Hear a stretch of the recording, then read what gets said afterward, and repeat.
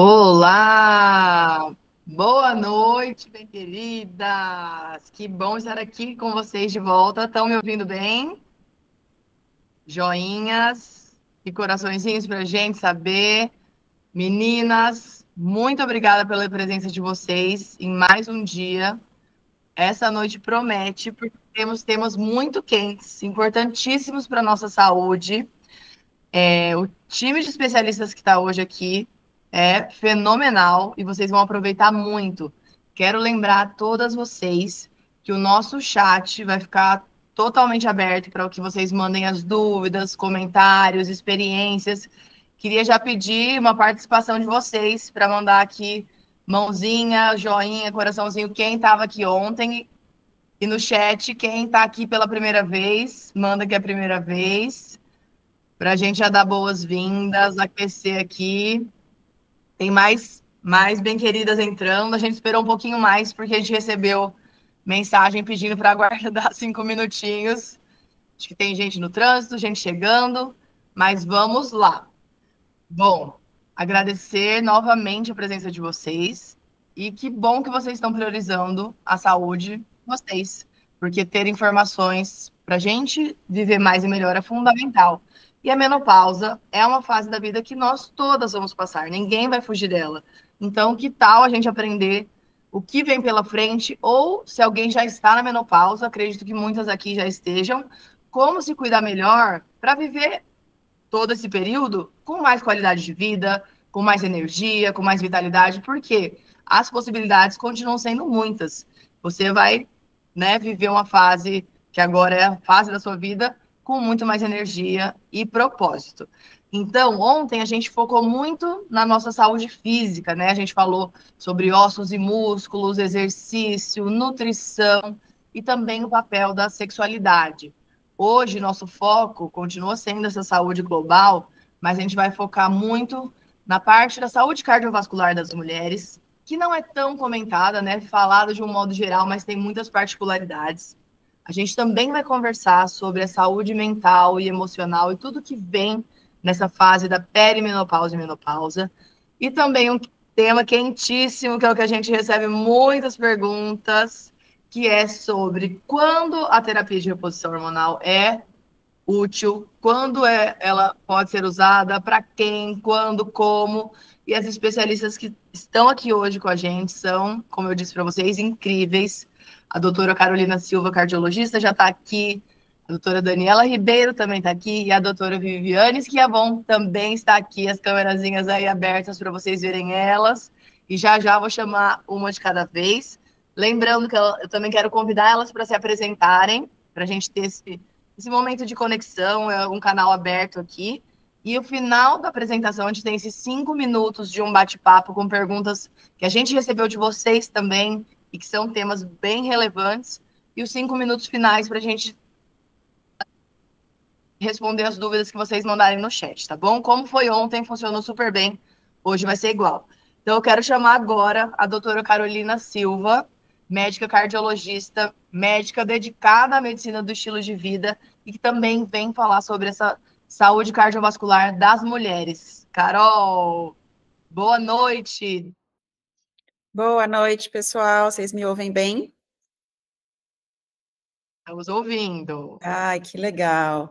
Que delícia, que alegria estar aqui entre amigas queridas e profissionais, assim, excepcionais. Sou muito grata por essa oportunidade de falar de um tema que eu gosto tanto, que é tão importante e que a gente pode explorar aqui de várias maneiras. Obrigada, Ju, pelo convite.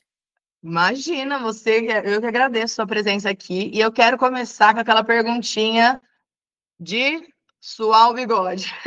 Carol, as ondas de calor, o suor noturno, por que esses sintomas acontecem? Por que eles são frequentes? Qual que é a explicação e o que eles significam nessa parte cardiovascular? Joia, vamos lá. Ô, Ju, antes de começar, eu acabei esquecendo de me apresentar, né? A gente está aqui entre Ah, é? amigas, o negócio vai passando. Então, vamos lá, pessoal. Meu nome é Carolina Silva, sou médica cardiologista. Tenho uma área de atuação que me aproximou um pouco das mulheres, que é cardio-oncologia, que é cuidar do coração de mulheres que estão passando pela fase do câncer, e eu convivi muito com pacientes com câncer de mama nessa jornada, e comecei a me interessar por esse universo feminino, e depois me aproximei da medicina de estilo de vida, que é uma área da medicina que estuda especificamente o impacto dos hábitos na nossa saúde, e como, de fato, mudar esses hábitos, e não só falar, olha, você tem que fazer isso, como implementar essa mudança, né, do estilo de vida. E eu acho que talvez o que mais me qualifique para estar aqui falando sobre isso com vocês é que eu tenho 45 anos e eu estou, nesse momento, passando pela perimenopausa, com várias coisas que foram faladas ontem e que vão ser faladas aqui, e, inclusive, comecei reposição hormonal faz uns 50 dias, mais ou menos, então acho que isso me dá um lugar de fala aí razoável para poder conversar sobre isso com vocês. Então, vamos lá, Ju. Então, agora voltando para o começo, né, sobre a questão das ondas de calor, dos fogachos, dos suores. Como já foi discutido ontem, para quem estava aqui, mas recordar é viver, na menopausa a gente tem uma redução dos hormônios femininos, entre eles o principal, o estrógeno. E o estrogênio, ele age em vários lugares do nosso organismo, isso é conhecimento relativamente novo, todo mundo achava que até então, queda de estrogênio era igual a ressecamento vaginal e questões de libido, mas hoje a gente entende que o estrogênio ele tem um papel fundamental para o bom funcionamento de todos os nossos órgãos. Não é à toa que a gente perde massa muscular, que a gente altera o metabolismo ósseo, e um dos principais órgãos, vamos dizer, de choque, que sofre com a falta de estrogênio, é o cérebro. Então, também isso está relacionado com as nossas alterações de humor, que a Dani vai falar com toda a propriedade que ela tem, maravilhosa. A gente tem, enfim, as questões de depressão, lapsos de memória, névoa mental, mas o nosso centro de controle da temperatura, o lugar que regula a nossa temperatura corporal é no cérebro e é o hipotálamo, e ele sofre com a falta de estrogênio. Então, vamos dizer que a gente fica com uma distorção da percepção da temperatura corporal. Então, por causa disso, a gente tem os chamados, né, em Medicaid, a gente brinca, os sintomas vasomotores, que são essas ondas de calor, né, comumente chamadas de fogachos, e isso leva à sudorese. Então, o nosso corpo, pela falta de estrogênio no cérebro, ele tem uma percepção diferente da temperatura, qualquer alteraçãozinha, a gente morre de calor, e aí vem a sudorese meio que para compensar. Por que isso flutua ao longo do dia? Porque o nosso nível hormonal na menopausa, especialmente na perimenopausa, ele é uma gangorra. Então, a gente eventualmente faz uma dosagem hormonal numa paciente hoje, ela vem com estrogênio no pé, amanhã a gente faz, já vem um pouquinho mais alto. Então, a gente tem muita oscilação nesse período da perimenopausa, que são os anos que antecedem. E é justamente a fase que as mulheres mais sofrem com essas ondas de calor. E por que os suores muitas vezes são noturnos, né? Todo mundo fala, nossa, é comum a mulher falar que sua muito à noite. Eu passei por isso, gente, é péssimo. Porque durante a noite o nosso metabolismo está a milhão, a gente tem uma curva hormonal muito ativa durante a noite, né? A gente tem liberação de hormônio de crescimento, consolidação da memória, o nosso metabolismo é muito ativo durante o período de sono, inclusive a questão do nosso eixo hormonal também feminino. Então, como é uma fase, classicamente, onde a gente tem muito trabalho dos hormônios, a gente é um dos períodos que mais sofre com as ondas de calor, tem mulheres que chegam a acordar de noite, contribui muito para a insônia, essa questão de ter ondas de calor e suores noturnos. Perfeito. Então, mais uma vez, a gente está vendo como tudo é interligado, né? Nosso corpo tem receptores de estrogênio em vários sítios, e a falta desse hormônio vai causar algum desbalanço. Carol, e a relação dessa baixa do estrógeno, né, a menopausa, o cenário da menopausa, com o risco cardiovascular? Tem alguma ligação? As mulheres têm um risco aumentado para algum evento cardiovascular, como infarto, AVC, que é o acidente vascular cerebral? Existe essa correlação? Júlia, eu acho que essa é a pergunta mais... Bom, eu estou puxando sardinha para o meu lado, que sou cardiologista, e eu ia falar que essa é a pergunta mais interessante da noite, né? Mas sim, a gente tem toda a relação, e isso é uma coisa que também até pouco tempo não era falada. Então, a gente tem algumas questões aí que influenciam. A menopausa, a perimenopausa, né, a partir dos 40, 45 anos, 50, 55 anos, Essa faixa etária, que é onde acontecem as oscilações hormonais femininas, é justamente a faixa etária onde começam as alterações naturais do envelhecimento cardiovascular. É justamente nessa idade que muitas mulheres vão começar a apresentar sinais de hipertensão, de alteração do colesterol, de aumento de glicemia, e justamente onde naturalmente já aconteceriam essas alterações, tem essas oscilações hormonais. Então, a gente tem receptores de hormônio, como você disse, no nosso corpo inteiro, e o coração também tem, os vasos sanguíneos também têm, e os nossos hormônios, como são substâncias que circulam no nosso sangue, eles afetam todos os nossos processos metabólicos. Então, a falta do estrogênio, especificamente no sistema cardiovascular, ele leva à alteração do metabolismo de lipídios.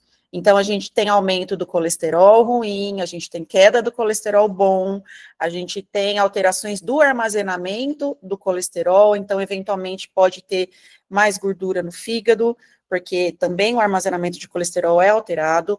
A gente tem alterações na regulação da pressão arterial, que ela é feita pela contração e relaxamento dos vasos, então eles já vão ficando, a parede dos vasos vai ficando rígida com o envelhecimento, e mais alteração hormonal, a gente tem mais aumento da pressão, a gente tem alteração do metabolismo da glicose, e não necessariamente a paciente vai ter diabetes, mas ela pode ter alterações nos níveis da glicemia. E lembra que eu falei que eu falo com lugar de fala, né? Não sei se alguém conhece isso aqui, isso é um sensor de glicose contínuo, ele mede nas 24 horas como está a nossa glicemia, e eu coloquei esse sensor porque eu, por exemplo, tive alteração do meu colesterol, mesmo sendo magra, mesmo tendo essas alterações da perimenopausa numa idade relativamente jovem, com 45 anos, rotina de exercícios, alimentação ótima, e mesmo assim eu tive alteração do colesterol, tive alteração da glicemia, e aí eu coloquei esse sensor para entender melhor o meu comportamento. Então, todas essas coisas, elas começam num processo que, ao longo dos anos, vai levar ao entupimento das artérias. A importância da gente reconhecer isso rapidamente e já começar com as mudanças no estilo de vida é para que isso não vire um infarto, um AVC daqui a muitos anos. Então, não necessariamente, na verdade, a grande maioria das mulheres não vai precisar de medicação só por causa da menopausa. Medicação de colesterol, medicação de pressão.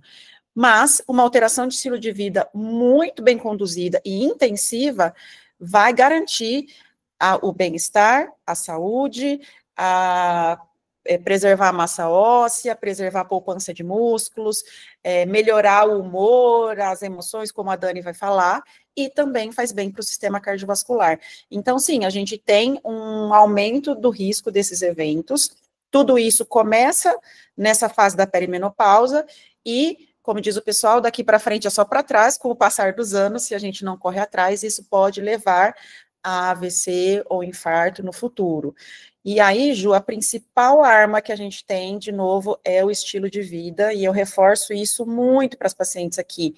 A maioria das pacientes não vai precisar de remédio para o coração só por causa da menopausa. O que ela precisa é de um controle de estilo de vida muito bem feito, que ajuda em outras coisas, inclusive no fogacho, por exemplo. Então, se a gente pudesse colocar numa cápsulazinha, a Daniela Leiros falou ontem isso, eu amei, seria ótimo se a gente tivesse uma máquina que fizesse tudo pra gente, né?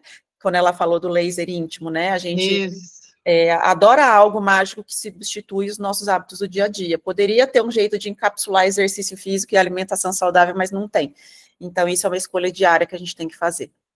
Exatamente, Carol. E que eu acho que é importante você falar dessa parte da saúde cardiovascular, porque não é um tema, quando a gente vai falar sobre assuntos de menopausa, não é um tema corriqueiro, né?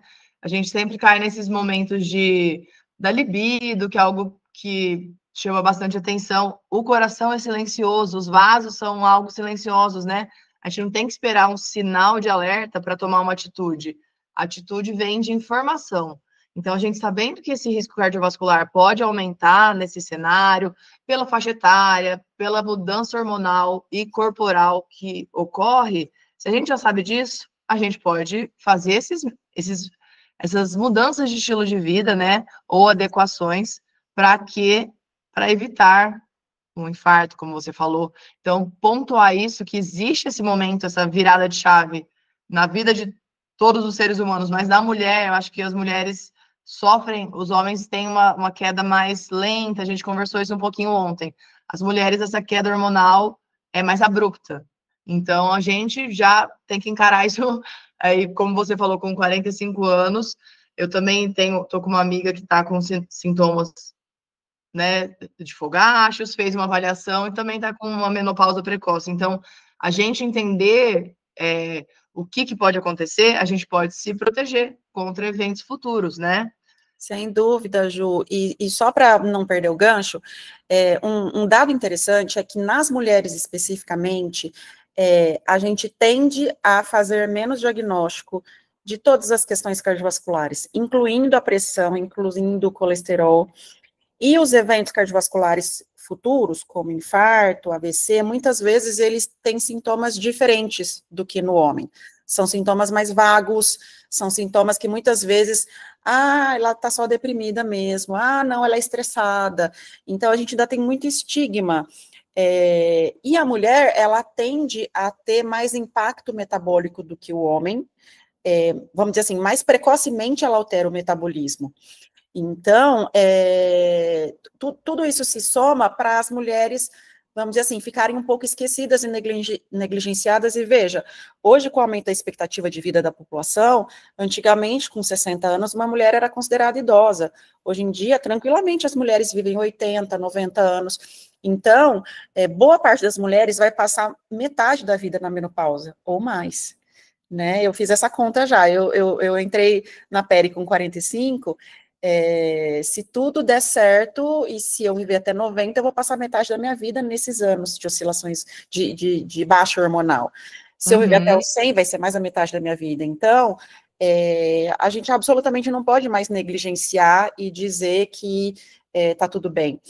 E mesmo quando essa mulher entope uma artéria e tem um infarto, um evento cardiovascular, inclusive, a localização das lesões nas artérias coronárias, a extensão das lesões, também tem um padrão um pouco diferente do padrão masculino. Então, olha que interessante. Então, tudo isso vem mostrando para a gente que a mulher, ela tem particularidades, ela tem sutilezas, e aí talvez tenha outros profissionais de saúde aqui, a ponto de a Sociedade Brasileira de Cardiologia já ter feito a terceira publicação de diretriz e consenso sobre a abordagem de doença cardiovascular na mulher no climatério e perimenopausa. Então, a gente teve o Congresso Brasileiro de Cardiologia faz 2, 3 semanas e foi lançado mais um documento sobre a saúde cardiometabólica da mulher ao longo da vida. Então, isso já vem sendo discutido também nos meios acadêmicos. A gente tem uma apresentação um pouco diferente e as mulheres precisam desse olhar de novo, porque normalmente são negligenciadas, normalmente, é coisa da cabeça, não, mulher...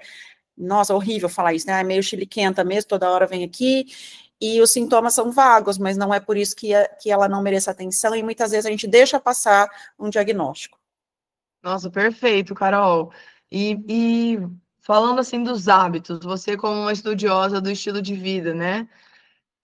Conta aqui para mim, numa escadinha, o que você acha que a gente pode fazer para proteger nosso coração, como mulheres, aqui dessa sala? O que a gente não pode, assim, vocês temos que fazer isso, galera, amanhã colocar em prática. Maravilha. Ju, o estilo de vida, ele é a base de tudo, né? Então, eu falo brincando para os pacientes sempre que não adianta a gente contratar um arquiteto maravilhoso, gastar uma fortuna, fazer um projeto suntuoso, colocar o porcelanato mais caro de Dubai na nossa casa, se a fundação está ruim. Essa casa, ela não Sustenta, né? Ela não se sustenta. Um dia a casa cai literalmente. Então, não adianta eu ir atrás do melhor médico, fazer um check-up anual maravilhoso, tomar 957 polivitamínicos, se eu não cuido do básico. Então, quase sempre o óbvio é o básico bem feito, e aqui a gente não vai fugir disso. Então, a base é o estilo de vida, inclusive porque o estilo de vida não vai só proteger o coração, de novo, ele vai proteger o cérebro, vai proteger a cabeça, vai proteger de depressão, vai proteger enfim, de todas as outras questões que estão ali envolvidas. Exercício físico, a gente não consegue fugir disso mais, absolutamente. Então, é um pilar fundamental e, possivelmente, de todos os pilares, é o que mais está relacionado com longevidade. O pessoal fala muito de mitocôndria, suplementos, eu sempre falo, não existe um suplemento melhor para a sua mitocôndria do que a atividade física aeróbica. É o melhor antioxidante do universo.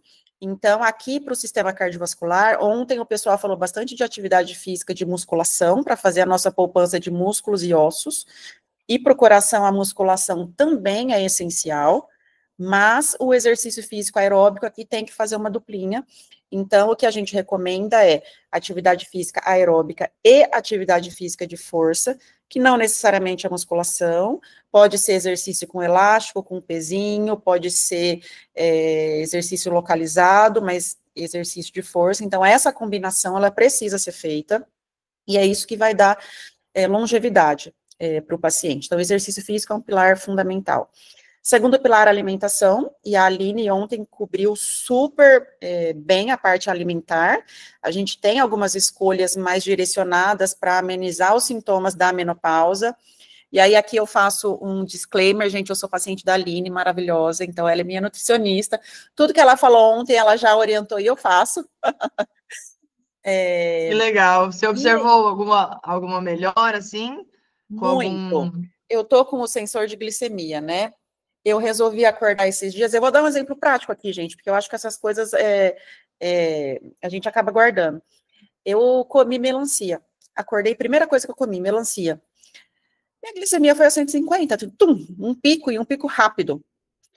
E aí eu terminei meu café da manhã, e claro, minha glicemia subiu rápido, mas depois caiu, porque eu tenho uma reserva de insulina boa. O problema do diabético é que ele não tem uma reserva de insulina boa, ou ela não funciona bem, e esse pico sobe e depois demora muito para cair. No dia seguinte, eu fiz o que a Aline orienta, eu comi primeiro a proteína, então comi primeiro meu ovinho com sementes, e aí depois eu fui para o carboidrato, para um pãozinho integral, minha glicemia ficou em 115, não subiu mais do que isso. Então, essas mudanças alimentares, por mais que a Aline ontem direcionou para amenizar os sintomas da menopausa, a base do cardápio é um cardápio lindamente cardiovascular, né? Vegetais, frutas, fibras, então, independente de você direcionar para alguns tipos de alimento que são bons para a menopausa, uma alimentação balanceada é o que vai fazer com que a gente, o nosso combustível seja bom. Outra coisa que eu digo, você compra um Porsche, você não vai pôr gasolina batizada. Você vai pôr a melhor gasolina que tem. Então, não adianta a gente ter uma super máquina, que é o nosso corpo, muito bem preservada, com músculos, com atividade física, se a gente põe lixo para dentro da nossa boca. Então, a alimentação, ela vai muito nesse sentido. E uma coisa difícil da alimentação, né, Júlia, é que eu falo, o exercício físico a gente faz uma vez por dia, termina a nossa obrigação, a gente vai trabalhar. A alimentação é uma escolha no café da manhã, outra no lanche, outra no almoço, outra no lanche da tarde, outra na janta. Depende de uma presença e de uma escolha que é feita várias vezes no dia, então... Planejamento também, né? Exato, é uma coisa que a gente tem que ficar atento. Então, a gente falou de exercício físico, a gente falou de alimentação, sono. Hoje a gente sabe que o sono, ele é fundamental para a imunidade, ele é fundamental para a memória, e ele é fundamental para os nossos processos de reparação celular. Então, o equilíbrio do sistema cardiovascular, o equilíbrio da pressão, o equilíbrio dos hormônios do estresse e a longevidade está totalmente relacionado com um sono de boa qualidade. Não existe corpo saudável com sono, com privação de sono, com sono de má qualidade. E uma coisa interessante de mexer com hábitos de vida é que uma coisa vai puxando a outra. Então, se eu melhoro o meu sono, eu vou ter mais pique para eu fazer exercício. Se eu faço mais exercício, eu fico mais atento na comida, que eu falo, opa, eu não fiquei lá na academia morrendo para depois chegar aqui e enfiar o pé na jaca na alimentação. Então, isso é bem interessante, que um hábito vai puxando o outro. Então, a gente falou de alimentação, atividade física, sono, manejo do estresse. Eu vou falar os próximos bem rapidinho, porque para a gente não... Temos perguntinhas aqui para você. A noite toda falando. Manejo do estresse, que é uma coisa que na mulher pega muito, a gente tem acúmulo de funções, a gente é mãe, a gente é filho. Ontem a Helena falou da geração sanduíche, é isso mesmo, a gente cuida dos filhos e dos pais. Relacionamento conjugal, a gente tem muitos afazeres, então é muito comum esses sintomas de estresse na mulher, e a gente tem ferramentas que a gente pode usar no consultório para melhorar a gestão do estresse da paciente. Espiritualidade, então aí a gente está falando de propósito, de conexão, não necessariamente de uma religião, mas da conexão do paciente com algo que alimente a alma dele. E isso a gente também conversa no consultório, e também é uma coisa importante. E o último pilar seriam as conexões sociais, que são os relacionamentos, que eles são fundamentais. Nessa fase da perimenopausa, a mulher se sente sozinha, ela se sente não vista pelo parceiro, ela se sente estranha, ela se sente eventualmente deslocada, não cabe nas roupas que cabia. Gente, eu sou magra, um palitinho, eu aumentei 5 centímetros a minha circunferência abdominal, só por causa da perimenopausa, e foi assim que eu percebi que eu estava em perimenopausa. Minhas roupas ficaram apertadas, eu repeti uma bioimpedância, achando que eu tinha ganhado músculos, porque eu estava fazendo um personal muito bem feito, e qual não foi minha surpresa quando eu aumentei o meu percentual de gordura corporal mesmo. E foi assim que eu falei, opa, será que eu estou na perimenopausa? Então, muitas mudanças acontecem. Então, uma rede de relacionamentos, de suporte, de apoio, faz muita diferença. Para o envelhecimento em geral e na menopausa não é diferente. Nossa, Carol, perfeito. Acho que você mostrou um círculo, assim, várias fatiazinhas de uma pizza, que é esse cuidado do estilo de vida. A gente tem aqui um chat que tem alguns comentários e também perguntas. Então, vou começar pela Lu.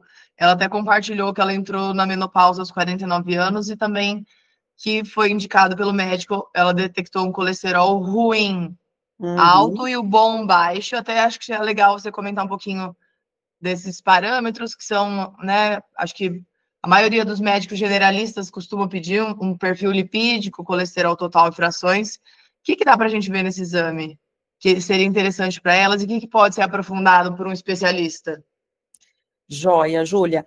Então, a gente tem uma série de frações do colesterol. As duas mais famosas é o colesterol bom, que é chamado de HDL, e o colesterol ruim, que é o LDL. Porque um deles tem uma função protetora nas artérias, ele faz uma faxininha ali nas artérias, ele ajuda, vamos dizer, a limpar as artérias, e o outro, ele tende a se depositar nas artérias, causando obstruções. Num exame de colesterol normal, a gente consegue fazer, avaliar essas duas frações, e a gente tem tabelas de referência para esses valores. Uma coisa importante de se dizer é que antigamente a gente tinha números fixos de referência. Hoje em dia, a nossa meta de colesterol varia de pessoa para pessoa, a depender do risco cardiovascular individual. Então, para uma pessoa de alto risco cardiovascular, a meta de LDL é uma. Para uma pessoa de risco intermediário, é outra. Para a pessoa de baixo risco, é outra. E como é que a gente fica sabendo desse risco cardiovascular? Visitando um bom cardiologista, com o seu exame físico e seus exames laboratoriais, a gente tem como calcular o risco cardiovascular individual de cada paciente.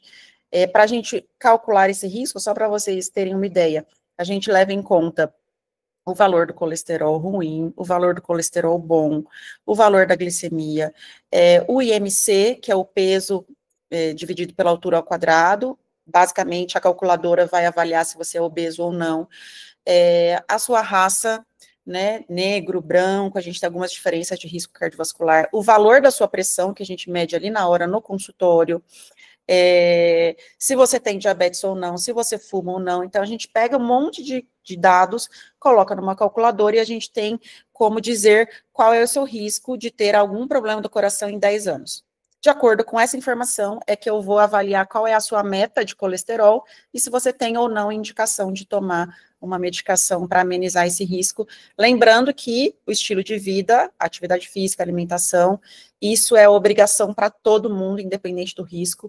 Um bom médico, um bom cardiologista, ele vai ter que te orientar sobre o seu estilo de vida também. Desconfie de um profissional que não olhe para o seu estilo de vida. Maravilha. E reforçando isso, a Belinha falou um pouquinho antes de você a mesma frase. Exercício físico não dá para fugir dele. A Belinha é nosso ícone de fotos. Conheço ela, maravilhosa, Belinha. Obrigada pela fala, e você é um A exemplo. poupança, exatamente. Aqui tem uma pergunta da Mônica. O mínimo de sono é 7 horas, mito ou verdade? Olha, coincidentemente não, né? O sono ele vem sendo muito falado, mas a Sociedade Americana de Cardiologia, coincidentemente, lançou uma recomendação o ano passado, se não me engano, de 7 a 9 horas de sono. Esse é o tempo de sono ideal, pensando na saúde cardiovascular. E aí a gente acaba extrapolando para os outros pontos da nossa saúde, né? Então, o que isso traz para a gente? Menos do que 7 horas de sono por noite, pensando nos processos metabólicos, não é suficiente para a gente fazer aquela nossa faxininha noturna. E mais de 9 horas de sono por noite já indicaria, vamos dizer assim, você está meio molengo, né? Você está muito dorminhoco. Vamos Então, acordar. entre 7 e 9 horas. Conta muito se você acorda descansado, conta muito se você tem pesadelos. Também não adianta você dormir 9 horas e ter pesadelos e acordar de hora em hora. A gente tem várias minúcias aí na avaliação do sono, mas, a grosso modo, sim, a gente pode dizer que de 7 a 9 horas é uma recomendação ótima. Perfeito. Tem uma perguntinha aqui sobre a reposição hormonal, que a Dani já me ajudou. A gente vai deixar reservada para Vivi no final, mas a Carol também compartilhou aqui que teve a indicação de fazer. Tem mulheres que terão, tem mulheres que não terão, tem mulheres que precisarão e mulheres que também não, mas a Vivi vai esclarecer para a gente.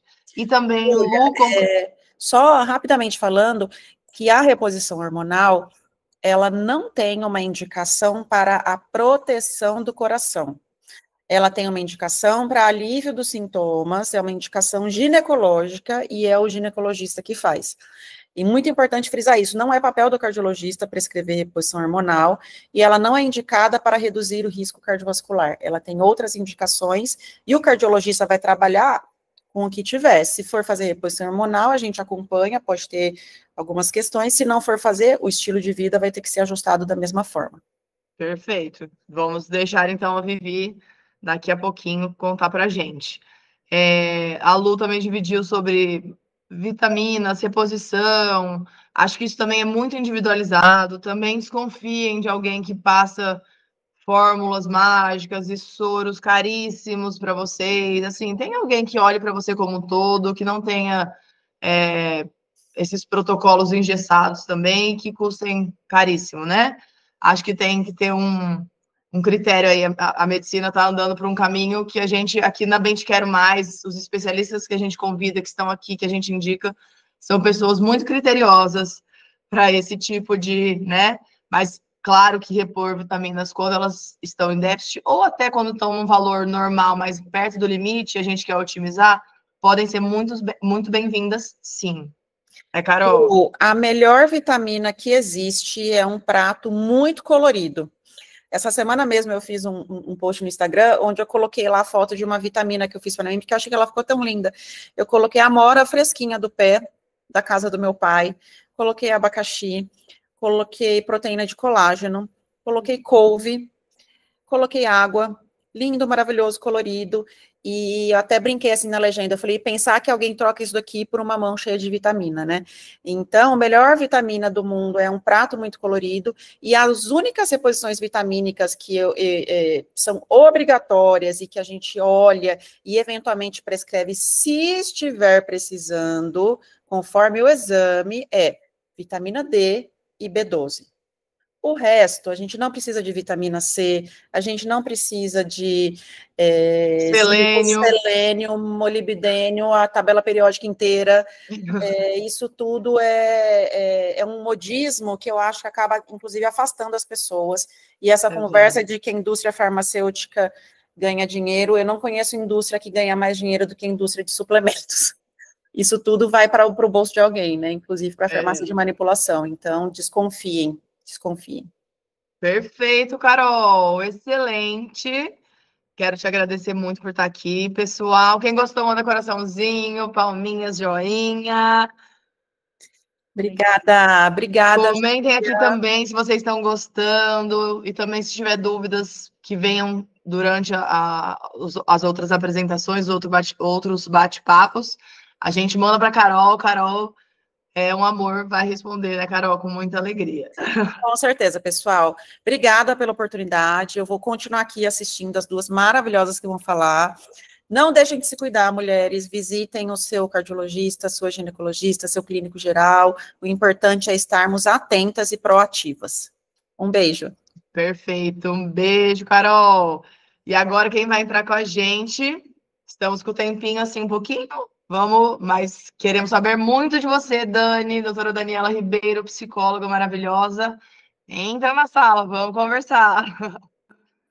Vamos lá, boa noite. Hoje rendeu Boa bastante. noite. Dani, se apresenta pra gente. Sim. Tá tudo bem com o meu áudio, né? Tá tudo certo. Tá ótimo. Ok. Então, eu sou a Daniela Ribeiro, sou psicóloga clínica há 22 anos e desde 2019 eu me dedico a atender mulheres, principalmente mulheres acima de 35 anos. E assim como a Carol, também já estou na reta final da perimenopausa, meus sintomas iniciaram aos 45, agora estou com 47. Então, sinto que já estou numa fase com mais transformações, ainda menstruo, mas estou vivendo quase tudo aí que está sendo falado, né? E inclusive as transformações emocionais, né? Ontem eu participei, né, e fui anotando tudo aqui, e eu gostei muito do início, quando a Helena pediu sobre que palavra representava, né, a menopausa. E vieram, né, palavras muito voltadas, eu fiz a turma da transformação, e também para o envelhecimento, para a parte do desafio.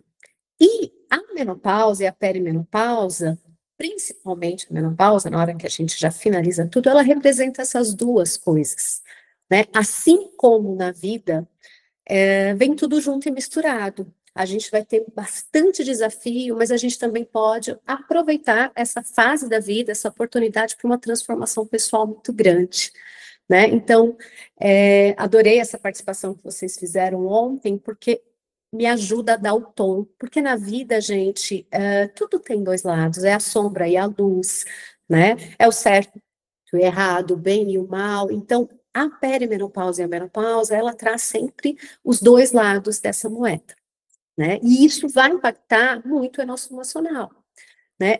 Conforme está a nossa condução de como a gente está vivendo esse momento, o tom, e ele pode ser mudado ao longo, porque assim como a Carol falou, são muitas oscilações, principalmente na perimenopausa, mas o pós-menopausa recente também, ele traz também ainda alguns ajustes, né, no hormônio e no humor principalmente, né, que eu vou falar um pouco mais agora. Então, a gente precisa olhar com muita atenção e convidar e acolher todas essas partes de nós, porque emocionalmente a gente vai sentir essa gangorra toda aí, porque é como se fosse, principalmente a oscilação final, né, um evento sísmico, a oscilação, né, do estrogênio é impressionante, né? Bom, o que mais que eu gostaria de trazer aqui? Então, vamos viver tudo junto e misturado, né? E como a Carol já falou, só reforçando, a gente vai viver muitos anos na menopausa, perimenopausa e pós-menopausa. Ela falou 50%, a literatura aí eu achei 40%, mas com certeza vai ser entre 40% e 50%, sem dúvida nenhuma, porque a longevidade vai estar aumentando, né? Então, a gente precisa viver bem esses anos todos. Vamos pensar, né, 45, como ela falou, a gente vai ver 30, 40 anos dentro desse momento da vida da mulher, que infelizmente, pelo estigma, é considerado uma fase ruim. Como que a gente vai deletar uma fase tão longa da vida da gente? Vai acabar? Vai morrer, né? Aqui dentro, essa mulher que tem energia, que tem desejo, que tem vontade, menos energia às vezes, né? Porque a gente oscila assim entre a fadiga e o cansaço, faz parte, né, desse processo, mas a gente tem um eu aqui dentro e precisa viver muito bem vivido, né? Que inclusive é um dos lemas da Bem Te Quero Mais, né? Perfeito. E acontece aí, gente, uma crise de identidade, que eu acredito que é algo muito importante que a gente precisa olhar, né, do ponto de vista emocional e mental. A mulher, ela vai transformando, e como a Ju começou ontem, a Júlia, né, não tem condições da gente correr da menopausa. Então, de todas as fases, é a mais inevitável, né? Talvez a gente possa se tornar mãe ou não, isso pode até ser uma escolha, mas a menopausa não. E quem eu vou me tornar? Quem vai ser essa mulher nessa fase? Que vem junto com a maturidade. Sim, vem envelhecimento, mas pode vir também maturidade, né? Então, como que a gente pode viver tudo isso e, ao mesmo tempo, conviver com todos os sintomas que vêm tudo junto e misturado, conforme eu falei, né? Então, um dos sintomas mais intensos da parte mental, né, e a Júlia pediu para que a gente falasse sobre ele, e, na minha opinião, de tudo que eu vivi, foi o mais desafiador, é a névoa mental, né, o mental fog, né? O que é o mental, né? São as questões cognitivas, o pensamento, a capacidade de planejar, né? De fazer todos os processos cognitivos, todos os pensamentos, inclui memória, atenção, concentração. Gente, a gente às vezes nessa fase perde a capacidade de fazer coisas muito simples em determinados momentos, porque a névoa mental ela vai e volta, né? Eu, pelo menos, eu iniciei a terapia de reposição hormonal em abril, eu fiquei muito bem até o mês passado, quando eu creio que eu estou vivendo agora uma nova fase, já estou com a minha consulta agendada para o dia 20, porque houve uma desregulação muito grande, eu passei quase que um mês sangrando. Então, a gente, olha como interfere na vida de uma mulher, né? O corpo interfere na mente e a mente interfere no corpo. E esse processo, né, da névoa mental faz a gente sentir abaixa o nosso senso de eficiência, dá uma sensação de incapacidade, como se eu não desse conta de mais nada. Pensa algumas mulheres que trabalham muito com a mente, eu sou psicóloga, eu trabalho muito, né, com a minha atenção, com a minha concentração e tudo mais, com a minha memória. Como você sabe a história de todos os seus pacientes, tem que guardar tudo aqui. Eu acho muito interessante que recentemente eu esqueci alguma coisa, não foi, não, mas falou, Dani, tudo bem, você lembra o nome de todo mundo que eu falo. Mas tem acontecido questões assim que nunca aconteceram. Um dia que me deixou muito preocupada, e ontem uma pessoa escreveu que achou que estava passando por um processo de demência, né? Alguma coisa aí, né, cerebral, e muitas mulheres pensam, o que está acontecendo comigo? Gente, eu não consegui fazer uma mala simples. Uma coisa que eu faço assim com muita habilidade. Eu viajei e esqueci de levar calcinha. Então é muito complicado, é muito difícil, e é para rir. Agora eu dou risada, mas essa foi o primeiro dia que ela me pegou muito forte, foi em fevereiro, eu nunca vou esquecer, porque eu falei, gente, o que aconteceu comigo? Parece que desligou. Eu falei que o tic-teco, né, os neuroninhos lá, eles não se encontraram, desligaram, né? Então isso é muito doloroso e traz para a gente esse senso, talvez, de ineficácia, né? E nós, mulheres, costumamos fazer milhões de coisas ao mesmo tempo. Vocês já repararam nisso? Nessa fase, a gente tem que se respeitar um pouquinho mais e fazer uma coisa por vez. Ai, Daniela, não dá, porque a vida é muito corrida e tudo depende de mim. Concordo, muitas coisas realmente vai depender da mulher. Mulher, em geral, é o esteio da casa, né? Ela vai segurando tudo. Tem um processo de socialização, mas tem também a nossa capacidade. Mas agora o nosso cérebro perde 30% da energia por conta dessas alterações de hormônio que as meninas já falaram. O cérebro e o hormônio são aliados, eles são, assim, unidos o tempo inteiro, né? No livro da Lisa Mosconi, ela fala, né, que o estrogênio é o CEO do cérebro feminino limitada, como se fosse uma empresa, né?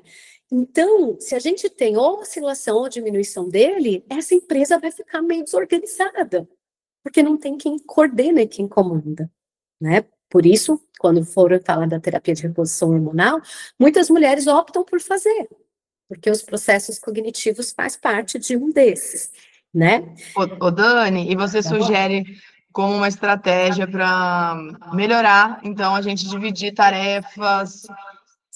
Sim. Espera só um pouquinho que a gente está com eco aqui, desculpa, gente. Nós não estamos ouvindo, não, o eco, não. Talvez só... Não? Uhum. Mas é ruim. Então, tá. Que deu um eco, agora voltou. Estratégias para a gente minimizar isso, né? Você falou de dividir rotinas, fazer uma coisa de cada vez. Tem mais algum hábito ali comportamental que a gente possa fazer? Eu acredito que é dividir em blocos e ter muito respeito por si mesma, né? Nesse primeiro momento, eu fiquei muito confusa, o que que está acontecendo comigo? Eu já sabia que eu estava na perimenopausa, eu fui tendo, assim, cada uma fase. Eu comecei com a privação de sono, terrível. Aos 45, acordando, 3 horas da manhã com os olhão estatalado e não dormia mais, né? Mas por que que você disse, né? Um está conectado ao outro. Então, assim, para a névoa mental, se respeitar, evitar fazer muitas coisas ao mesmo tempo, nem dá muito, né? Quando ela vem. Quando ela não vem, eu costumo fazer assim, quando tá tudo funcionando melhor, o mês passado não foi um mês bom para mim, não foi assim, foi muito difícil, além da questão do corpo, né, que o sangue foi totalmente descontrolado, a minha mente também ficou. Então eu me respeitei mais, eu pude fazer isso, eu sei que nem todas as mulheres podem, mas na hora que vem a névoa mental é esperar. Porque é muito confuso, Júlia, é uma coisa muito estranha, eu não sei nem nomear. Então, Aqui, agora que eu comecei a viver outras vezes, não tão intensa quanto essa, porque aí eu fiz a terapia de reposição, agora eu entendi, agora já meu cérebro volta. Então, se eu estou escrevendo um texto, eu paro, aguardo. Então, é esse respeito, porque precisa de tempo para retornar, porque a gente ainda é a mesma, só dá umas pifadas. eu acho que isso é interessante, porque ó, a Carol e a Vivi falaram algo aqui no chat que eu acho que leva muito disso.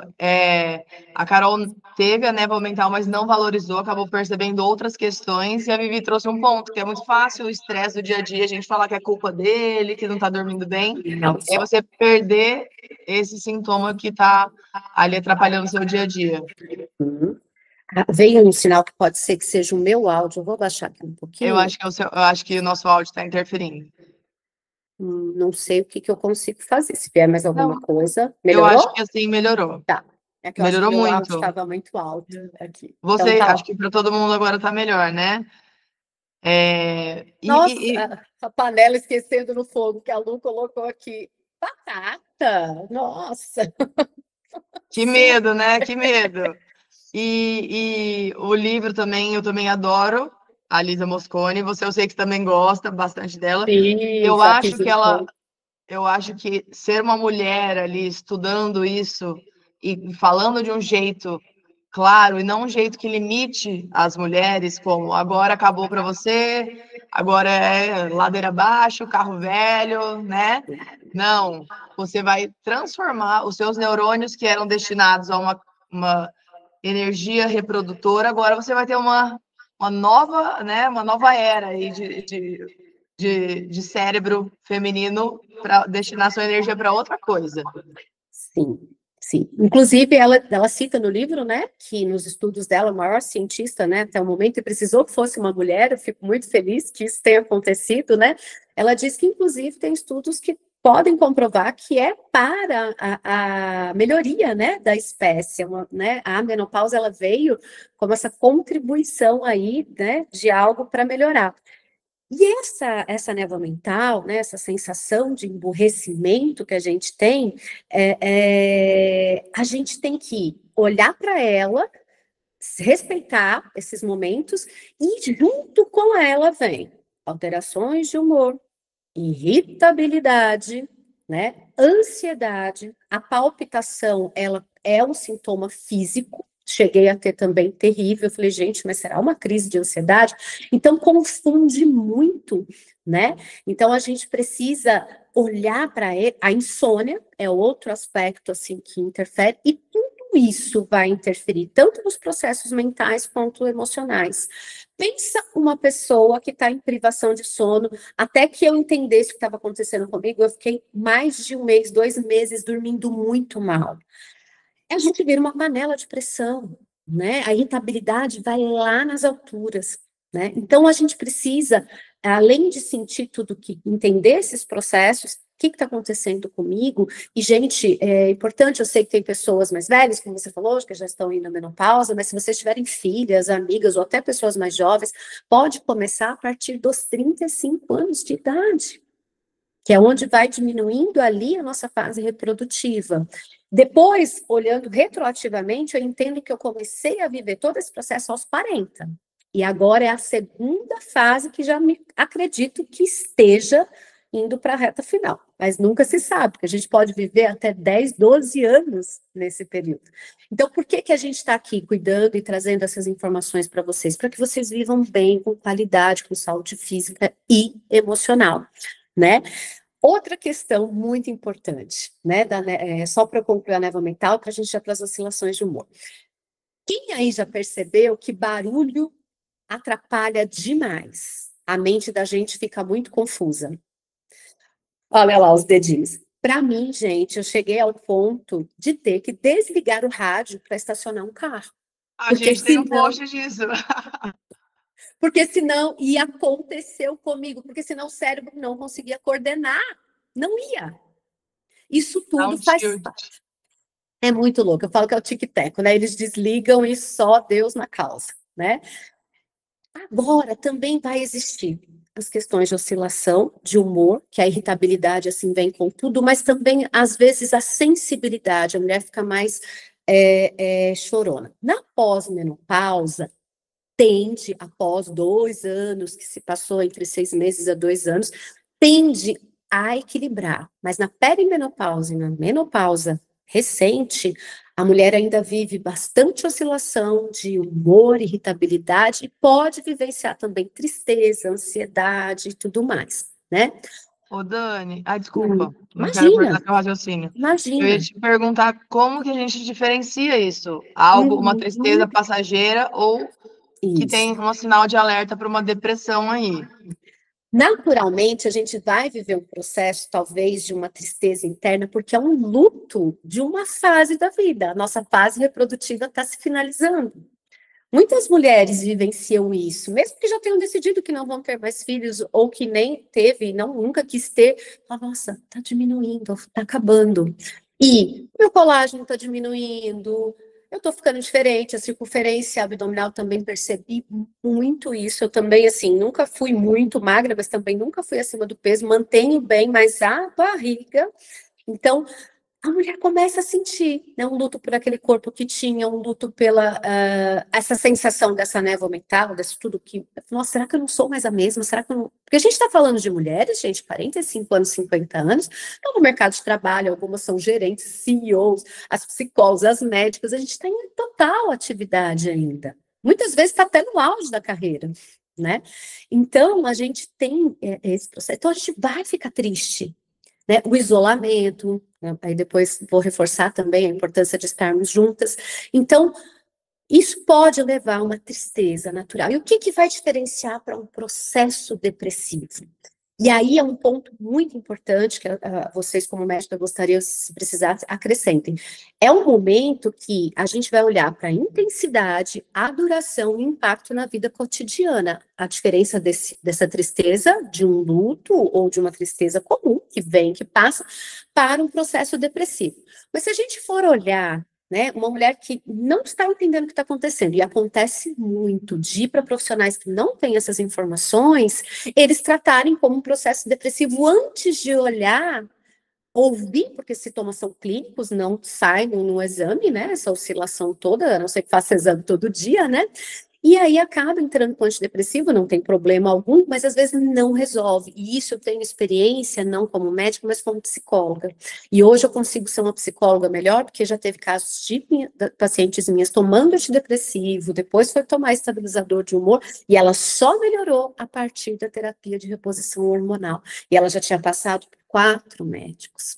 Né? Então, o processo depressivo, assim como o puerpério, que a gente até comentou um pouquinho, né, Juliana, na live que a gente fez, né, e todo o período reprodutivo da vida da mulher, então, desde a puberdade, os 3 P's, né, puberdade, puerpério e perimenopausa, mais que a pós-menopausa, a mulher é mais suscetível a transtornos de ansiedade, depressão. Por quê? Os hormônios, né, a menina, antes da puberdade mesmo, mesma coisa que os meninos, e a mulher pós-menopausa também volta ao mesmo nível que os homens de desenvolver transtornos mentais. Mas nesse período nessa janela imensa, a gente tem mais capacidade.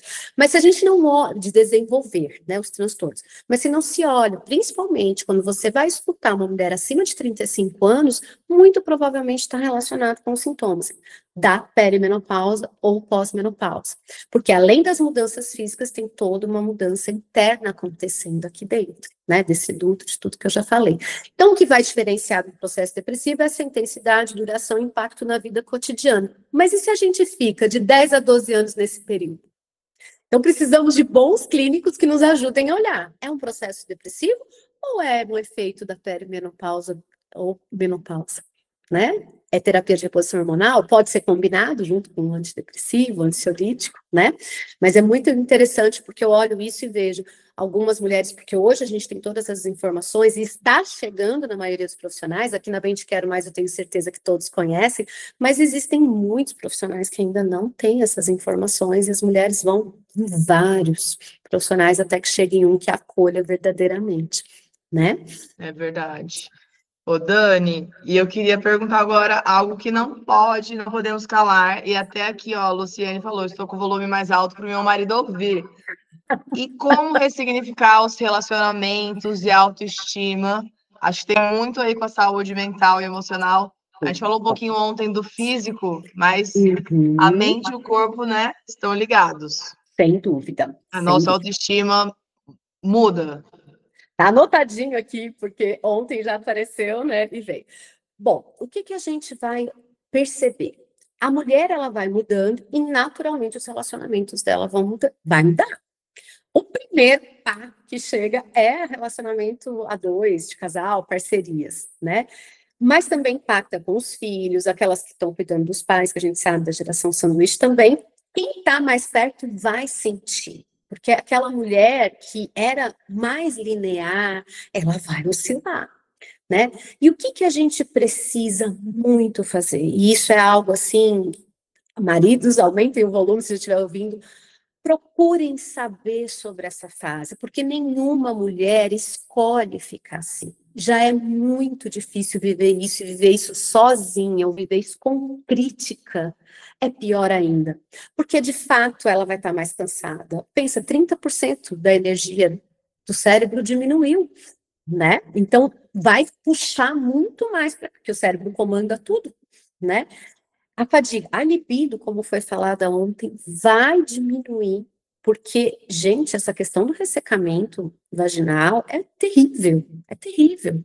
E aí, o que esse casal precisa fazer? Primeiro, o casal precisa se informar. Quando vão ter um bebê, não vão os dois fazer lá, né, o acompanhamento para esperar o bebê? Precisa. Eu tenho percebido, né, que agora em diante, eu já vou ser a mãe que vou falar para minhas filhas. Para minha filha, eu tenho uma filha. Filha, quando você chegar por volta dos 35, assim como a gente orientou da menstruação, eu vou falar, filha, vai ter um momento da sua vida que vai começar a acontecer isso, porque, gente, vocês falaram ontem, as mães não falam, né? Elas nem lembram, passaram por aquilo tudo sozinhas, sem nada, então a gente não tem referência. E os maridos achavam, eu acho, como o imaginário do mundo, de que tá tudo bem, que as mulheres vão dar conta sozinhas. E que você não precisa, não, você resolve. Eu até comentei na rádio que é quase que se fosse, até que tudo se organize, uma TPM constante. Então, eu entendo que não é fácil ter uma parceira, a parceira muda, mas ao invés de crítica, será que ela não precisa de acolhimento? Então, essa mulher explicar, ensinar, e agora está um pouco melhor, né, gente? Teve a série do Fantástico, tem podcasts maravilhosos que vão ajudar a explicar sobre essa fase, e aí você colocá-los para ouvir junto, ou se eles não tiverem paciência, às vezes eu mando um memezinho para o marido, porque agora tem algumas pessoas que produzem, né? Como é ser marido de uma mulher na menopausa, né? Na brincadeira, às vezes eles também recebem essa informação, mas se vulnerabilizar, dizer, não está sendo fácil, infelizmente não é porque eu quero, né? E ressignificar esse lugar e formar para os filhos, olha, eu já disse para minha filha, às vezes eu vou estar mais nervosa do que o normal, porque esses dias não tá fácil. Aí até o mês passado foi muito bonitinho. Eu falei, filha, tô de novo, né? Meu sangue desceu. Nossa, mãe, já é tão difícil quando é uma vez. Quantas vezes você já teve? Você vai ficar muito nervosa, né? Porque ela sabe que interfere. E ela, como também está na puberdade, nós duas estamos vivendo a mesma fase parecida juntas. Eu falo, coitado do marido, né, gente? Uma filha na puberdade é a mulher na menopausa. O negócio aqui tá pegando fogo. Tá pegando fogo. Dani, aí? mas olha aqui nosso chat, tem muita gente que Então, está passando por isso. Não, porque tá passando exatamente isso que você está conversando. A Ellen Megaretes, que também é nossa parceira maravilhosa sobre gestão financeira. Vou dar um spoiler, logo, logo vem muita coisa boa por aí, né, Ellen? Ela escreveu aqui, Dani, faz uma cartilha para os homens, livro para os homens. A Lu compartilhou que filho, marido e pai não estão compreendendo o momento. Mônica falando que está sendo muito bom te ouvir. E a Verônica contou que chamou as filhas e o marido para conversarem sobre isso. E o marido chamou ela para ver o Fantástico, aquela série que eles fizeram, né? Sim, Então, sim. de novo, a gente caindo aqui que o diálogo é importante. Muito, muito. Ontem a Daniele falou perfeitamente sobre a questão da sexualidade e é muito importante que esse casal ele comece a ter conexão, porque vínculo e conexão é uma necessidade emocional básica, todos nós precisamos, ela é a mais importante. Então, às vezes o marido fica com raiva dessa mulher que tá chata, reativa, irritada, né? Mas ela vai ficar pior sem a conexão. E nem sempre ela vai estar disposta, disponível para ter aquele momento da relação sexual, como a Daniela deixou bem claro que não é só penetração, né? Então, como esse casal vai se reencontrar para além da questão da sexualidade? Quantas coisas eles podem fazer juntos? E é claro que uma atenção, um carinho e usar a sexualidade nas outras áreas do corpo, muito lindamente a Daniela falou ontem, mas porque se essa relação está só baseada na sexualidade e no sexo, vai ficar quebrada, porque é um momento em que realmente diminui o desejo da mulher. E não tem nada a ver com aquele homem, é sobre ela, né?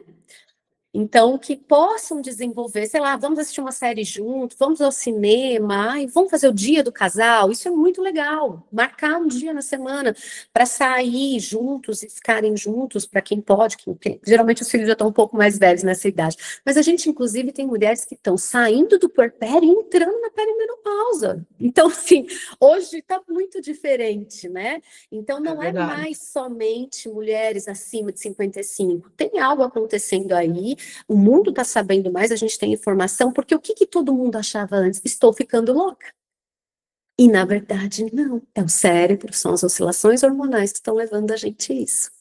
Eu sei que tem mais, não sei se vai ter perguntas, porque eu trouxe, assim, como cuidar da saúde mental nessa fase. Algumas coisas tão repetitivas. Então, eu vou pedir para você fazer esse fechamento, para a gente não passar muito tempo. Sim, sim. Isso. Que eu quero muito ouvi-la também.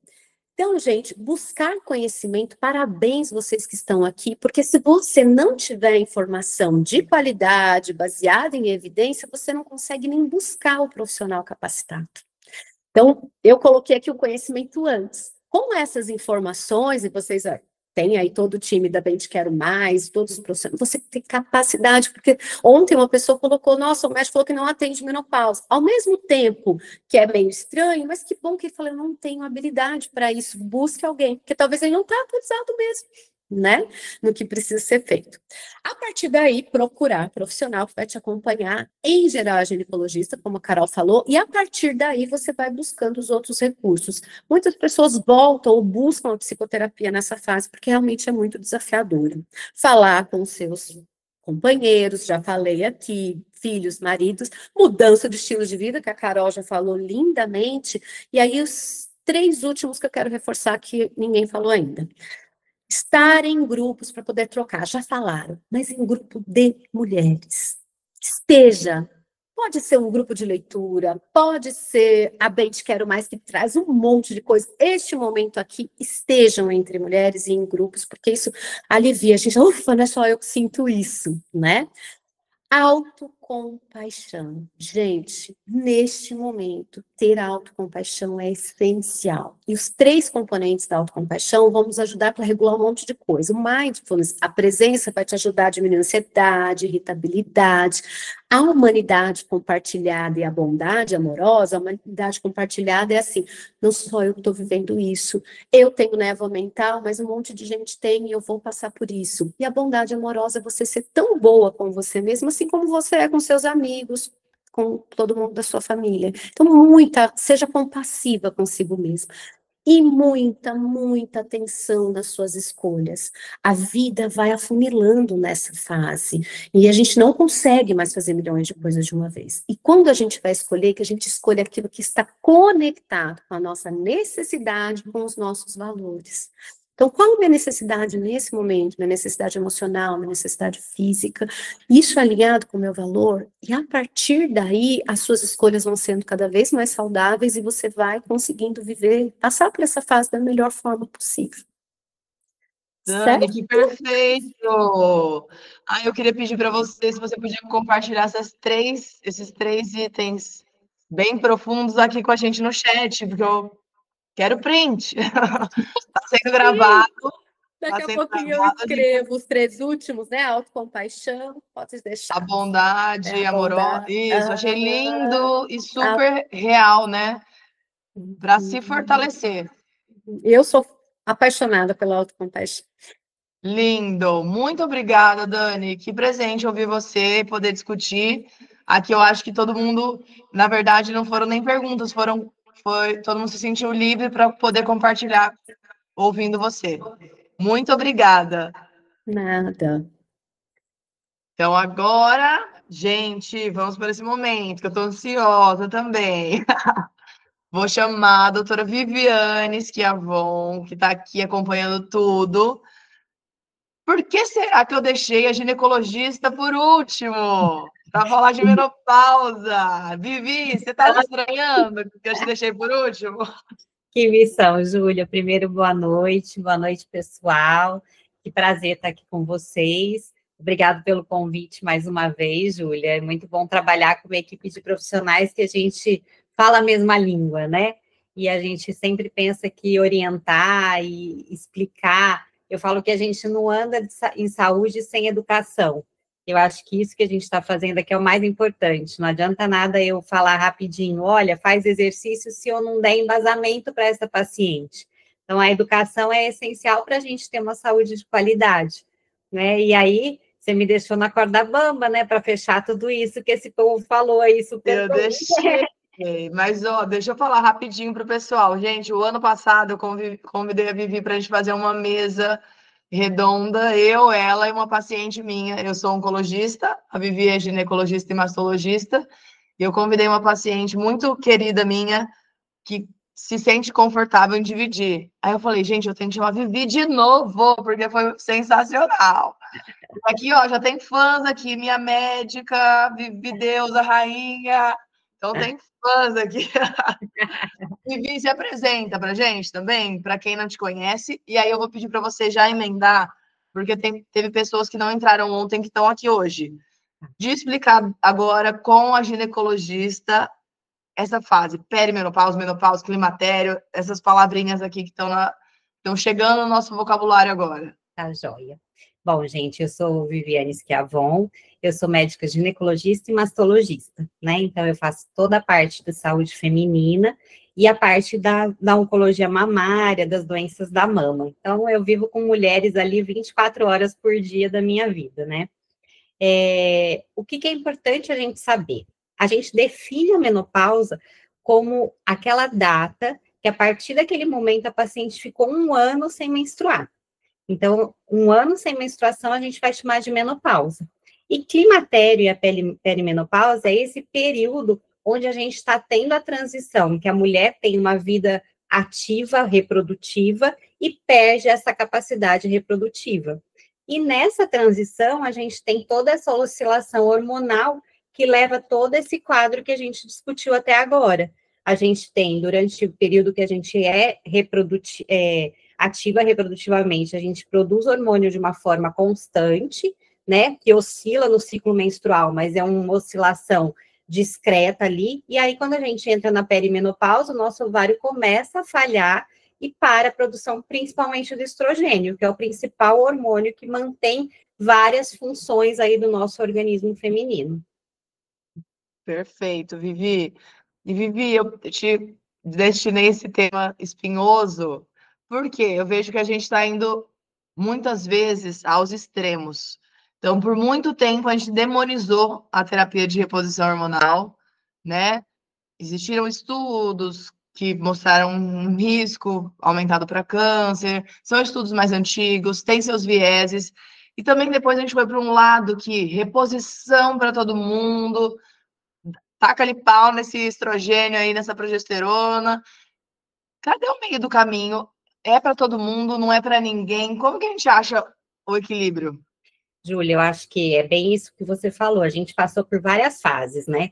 Quando eu estava fazendo a residência, era uma fase que a gente ainda fazia muita reposição. Então, a gente acreditava que toda mulher tinha que fazer, principalmente pelo aquilo que a Carol falou, como uma proteção cardiovascular.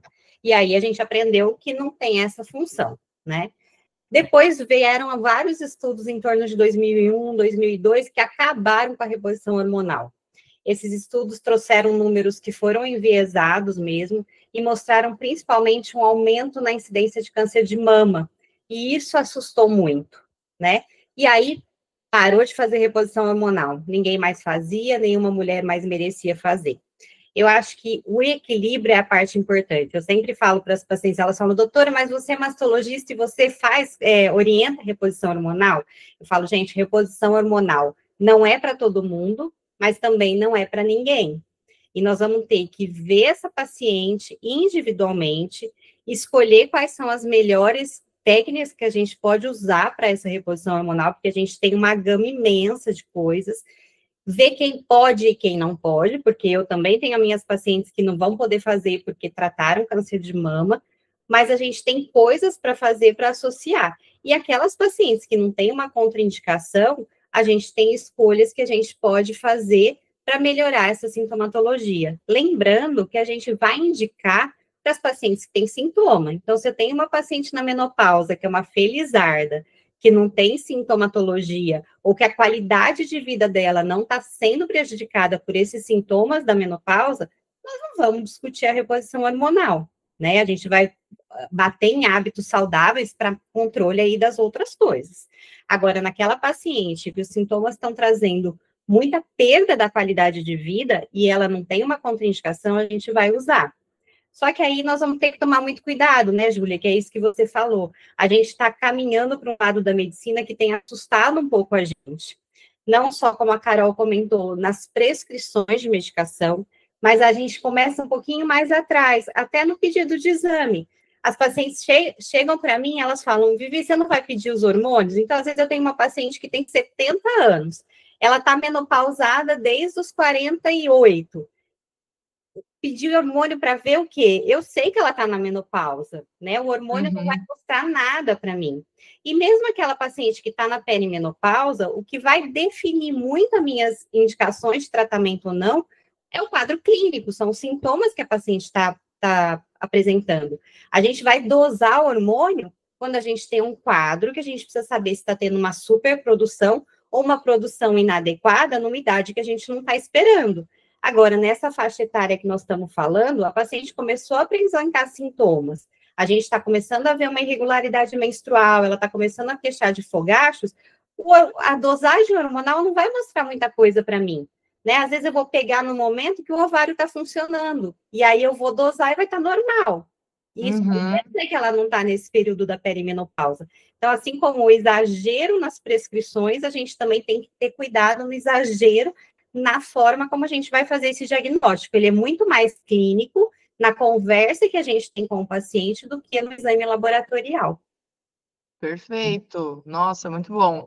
E você comentou, existe uma gama de formas de...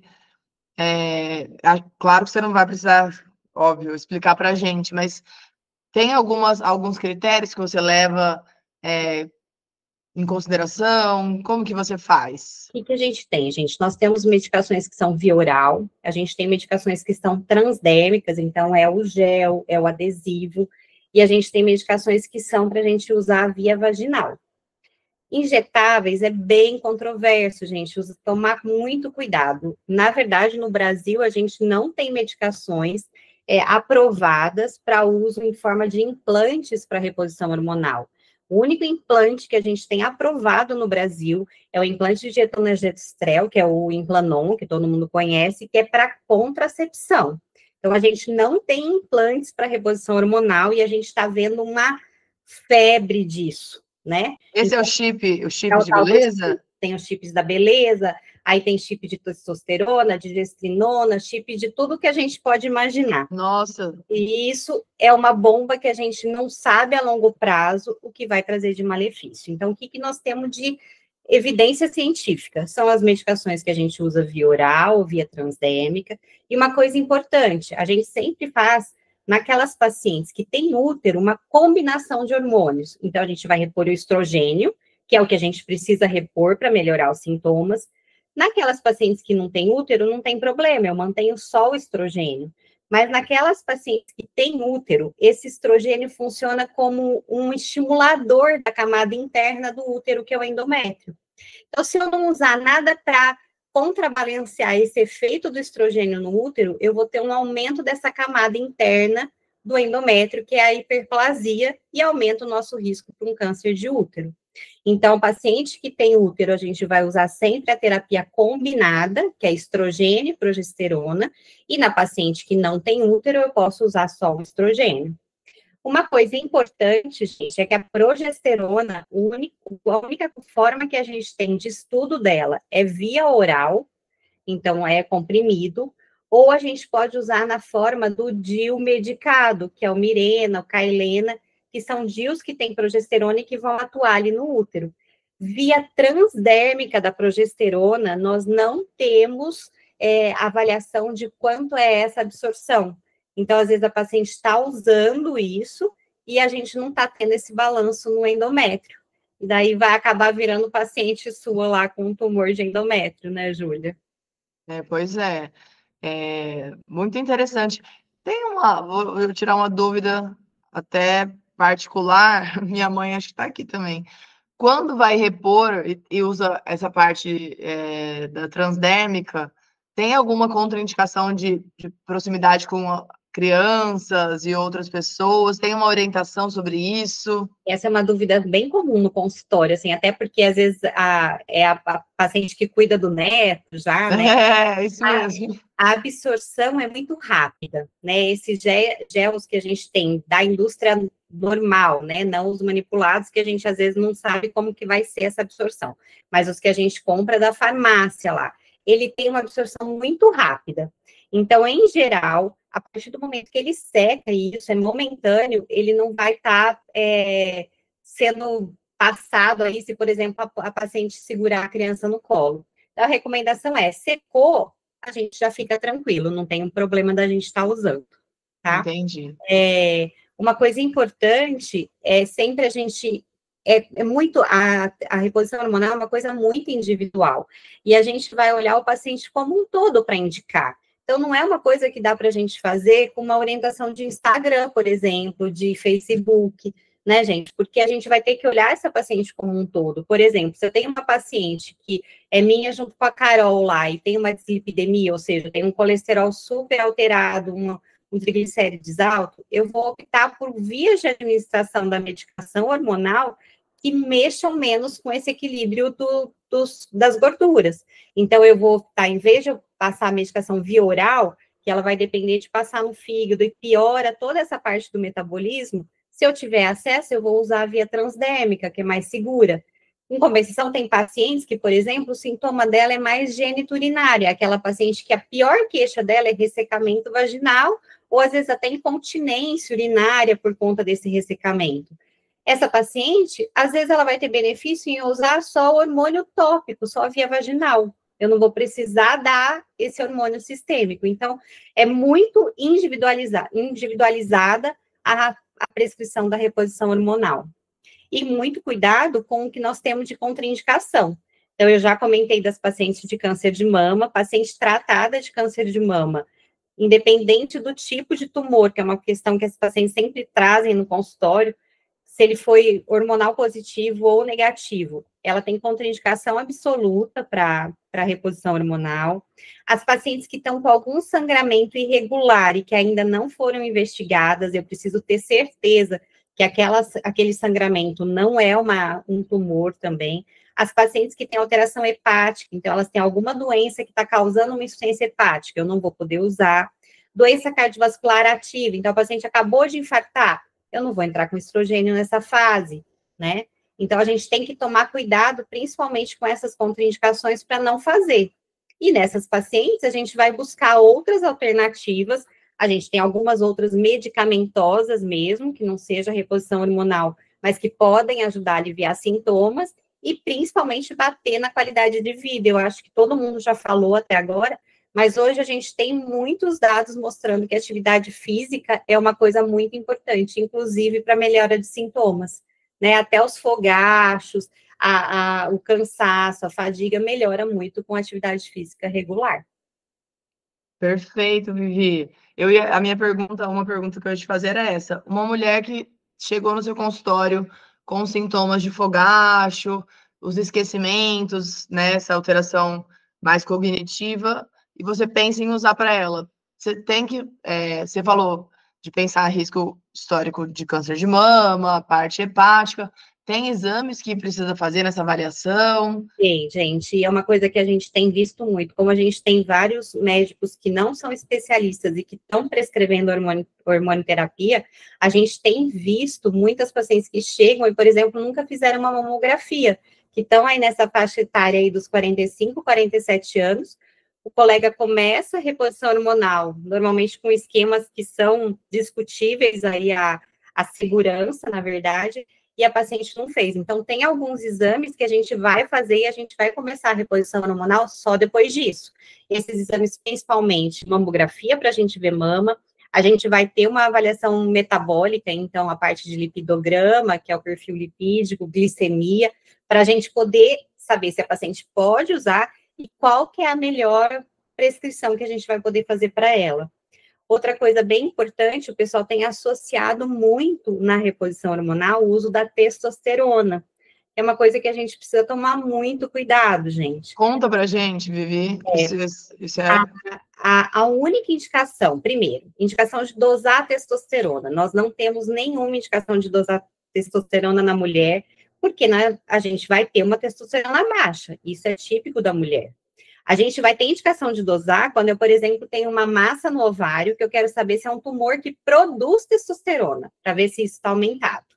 É uma das poucas indicações que eu tenho para dosar testosterona, algumas outras alterações endócrinas, mas na menopausa, dosar testosterona e ela vir baixa não vai me trazer nada, né? Nenhuma informação útil. A única indicação que a gente tem de uso da testosterona é para aquela paciente que tem o diagnóstico de desejo sexual hipoativo. Mas esse diagnóstico não é aquela coisa assim, Vivi, não tenho libido, né? Como a Dani já comentou ontem, sexualidade é um conjunto de coisas. Então, para a gente fechar um diagnóstico de desejo sexual hipoativo, eu vou descartar outras coisas, né? Às vezes a paciente está numa parceria péssima, que não tem relacionamento nenhum, adequado, e aí a culpa é porque é o desejo sexual hipoativo. Não adianta eu dar hormônio nessa situação, gente.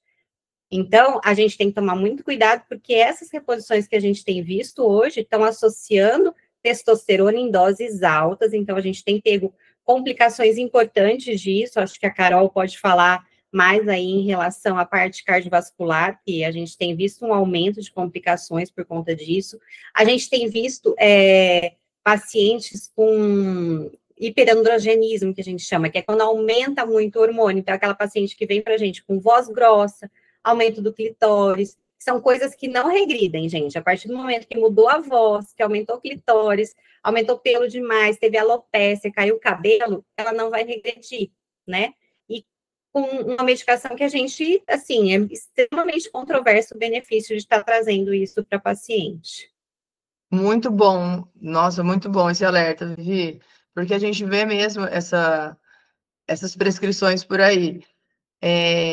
Vivi, acho que você é a melhor pessoa para a gente falar do Outubro Rosa, desse exame importante, né? Vamos deixar esse lembrete aqui para as nossas bem-queridas da mamografia. Eu sei, assim, eu vejo ainda muita gente com medo, ainda muitos mitos de que a mamografia a radiação vai causar o câncer, e que fez mamografia e não viu.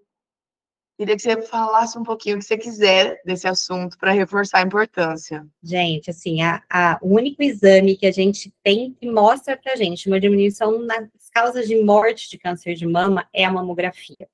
A gente tem em torno aí de 80 mil casos novos, aí 75, 80 mil casos novos de câncer de mama por ano. E a gente ainda perde em torno de 18 mil mulheres por ano de câncer de mama. E a gente sabe que se a gente diagnosticar de uma forma precoce, as chances de tratamento aumentam muito. Inclusive, esses tratamentos ficam muito mais tranquilos, né, Júlia? Muito mais.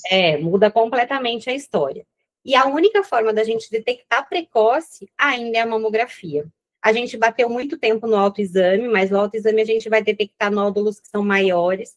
A mamografia, normalmente, a gente vai pegar alterações que a gente fala de calcificações, que são alterações muito pequenininhas, que a mamografia vê melhor ainda do que o ultrassom e a ressonância, e que são lesões que, às vezes, a gente vai diagnosticar um câncer com 0,5 centímetro, com 0,8 centímetro, quer dizer, menor que 1 centímetro. E, com isso, a chance de cura vai aumentar muito. A indicação que a gente tem é começar a fazer a mamografia a partir dos 40 anos de idade, né, se possível, anualmente. Hoje a gente teve uma vitória aí, que antes a gente não conseguia fazer pelo SUS, a gente tinha no SUS só a partir dos 50 anos. A partir de agora, com o pedido médico, a gente pode fazer a partir dos 40 anos, isso foi uma conquista grande. Ela é um exame desconfortável? Não dá para negar, né? Mas ela é muito rápido, gente. Perto do benefício que ela traz, o desconforto não é nada. Mas, Vivi, eu não posso fazer ultrassom e ressonância para evitar a mamografia? Não pode, gente. Ainda, o exame que melhor detecta para a gente as lesões é a mamografia. O ultrassom e a ressonância vai complementar. Então, eu vejo uma alteração na mamografia, eu vou complementar com o ultrassom, eu vou complementar com a ressonância, tá? E a radiação, a dose da radiação, quando a gente faz a mamografia de rastreio, que é essa mamografia anual, não vai fazer prejuízo para a gente, tá? Ela é segura, ou ainda mais hoje com os mamógrafos digitais, ela tem uma segurança extrema, pondo na balança aí, não tem dúvida de que ela tem benefícios, com certeza. E, pelo amor de Deus, nada de reposição hormonal sem mamografia em dia. Tá? Perfeito, gente. Então, 40 anos, faça sua mamografia anualmente. Outubro Rosa serve para a gente lembrar disso. Vivi, vamos para o chat aqui, porque eu acho que tem algumas coisinhas aqui pegando fogo. Deixa eu voltar aqui no comecinho. Muita gente também falando, doutora Viviane, domínio técnico, maravilhosa, rainha. Aqui, a Lorena compartilhou, acho que alguma experiência. Tem muitos médicos que indicam progesterona para pacientes que não têm útero, porque a progesterona tem uma atuação neurológica, com melhoras do sono. Isso ainda é bem controverso, Lorena. A gente ainda não tem evidências, assim, grandes que mostram esse benefício, sabe? A progesterona é o nosso hormônio da segunda fase do ciclo menstrual, que é quando a gente tem os sintomas da TPM. Então, é meio um contrassenso melhorar tanto a parte de humor, de sono, né, nesse hormônio. Mas ainda a gente ainda não tem nada assim, com certeza que é a melhor opção. E falando em hormônios ainda, a Ellen colocou, mas tem muitos artigos científicos sobre a importância da testo. Assim, Ellen, na medicina, o que não falta é artigo científico para defender um lado ou outro. Mas eu vou deixar a Vivi falar. Eu acho que essa sua área eu acho que você falou bem, porque assim, a gente sempre pode achar uma que vai ajudar, que vai solucionar. Ela traz benefício, né? Então, quando a gente pega uma paciente que está usando e vai tirar, ela sente muito, porque realmente ela sente uma sensação de bem-estar, de força, rende na academia. Mas, assim, gente, o que a gente tem hoje é o que a Júlia falou: a gente tem estudo que dá para provar qualquer coisa, Só que a gente precisa ver a qualidade desses estudos, né? Como que ele foi interpretado, como que ele foi analisado. Vocês verem, a gente teve um estudo que acabou com a reposição hormonal, que depois, quando ele foi avaliado de forma adequada, viu que não era tudo aquilo que tinha sido disseminado. E a mesma coisa com a testosterona. A gente hoje, apesar desses estudos do benefício, a gente ainda tem muito mais estudos com os malefícios que ela causa do que com benefício, né? Principalmente em dosagens elevadas, que é o que a gente às vezes vê usando nas pacientes que querem ganhar massa muscular, essas outras coisas. Acho que a Carol podia até complementar nessa parte aí. Então, eu até ia pedir licença aqui, Vivi, obrigada pela deixa aí. Além disso, a gente tem um aumento bastante considerável do risco cardiovascular com o uso de testosterona. Então, acho que vai muito dentro do que a Vivi falou. Tem os seus efeitos, a sensação de bem-estar, ela acontece de fato, mas vamos lembrar, algumas drogas também causam a sensação de bem-estar e não é por isso que a gente usa. E o malefício cardiovascular é muito claro, é muito consistente, é muito robusto e absolutamente não justifica. Então, assim, um pedido de cardiologista, não entrem nessa conversa de reposição de testosterona. Vai aumentar a libido? Vai. É assim, até a gente fala brincando, mas tem mulher que fica quase copuladora, assim, usando testosterona, porque aumenta e muito, a ponto dos próprios parceiros estranharem, assim. Então, ok, tem esse efeito? Tem, mas é uma agressão para o endotélio, que é a capa de dentro das artérias, que é contínua, é diária, e isso a longo prazo traz bastante malefício. Ótimo. Gente, tem algumas, vou pegar mais uma perguntinha aqui da Gislaine. Doutora, eu gostaria de saber sobre a reposição hormonal para quem tem histórico de trombose. Colocou trombose leve, não sei se foi uma tromboflebite, mas trombose. Faço uso do método transdérmico, tenho 37 anos, fiz uma esterectomia total, estou apresentando todos os sintomas e faço uso da rivaroxabana 10 miligramas. Conheço, estou conhecendo essa historinha aqui. Hoje a gente ainda, para as pacientes que têm antecedentes de trombose venosa profunda e tromboembolismo pulmonar, a gente tem uma contraindicação. Tem alguns estudos aí que parecem que estão vindo que a via transdérmica, a gente tem um menor efeito tromboembólico do estrogênio, né? Mas hoje ainda é típico a gente contraindicar nessas pacientes, né? E acabar optando por outras formas de controle dos sintomas, pelo risco mesmo que o estrogênio acaba causando de aumentar o risco de trombose. Aqui a trombose leve, eu não sei. Complementar também? Claro. É a Gislaine, né, que fez a pergunta. Isso. Gislaine, assim, cada caso é um caso. E paciente com trombose prévia, ela entra total na indicação de exceção. Então, assim, depende do tamanho da sua trombose, né? A Vivi falou assim, tempo, super né? bem. Então, assim, trombose venosa profunda e tromboembolismo pulmonar, não. A gente tem outros tipos de trombose que a gente chama de trombose de sítios atípicos, que são vasos pequenos. Então, não sei se é isso que você quis dizer. Então, depende do lugar da trombose, da extensão da trombose.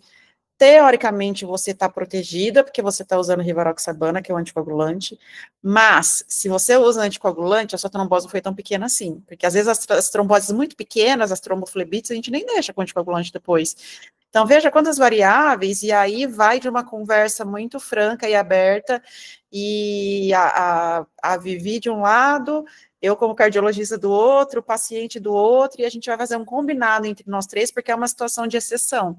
Então, a gente não vai ter uma regra clara aqui. Vou te dar um exemplo meu, pessoal.